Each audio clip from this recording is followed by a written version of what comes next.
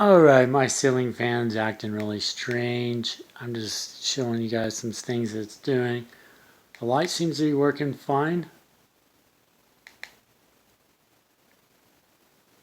But when I turn it on, I put it on speed 1.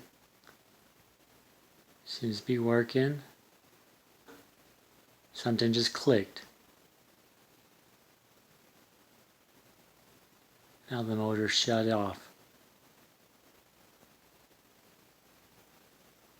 Sometimes it will completely stop and then do reverse without me pushing any buttons. There it goes, actually, since I'm talking about it. It's like the oddest thing I've ever seen. I don't know if it's the voltage is not strong enough for what I have, or what's going on. The light does work.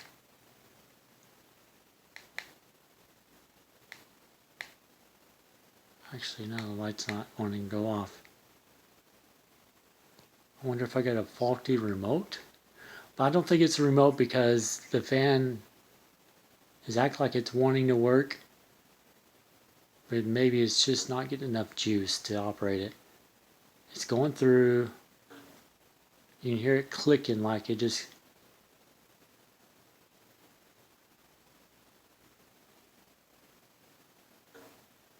clicked off again.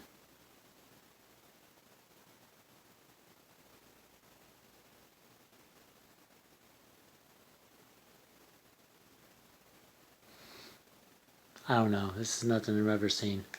I'm going to go ahead and turn it off just so I don't mess anything up on it and get the power off on it.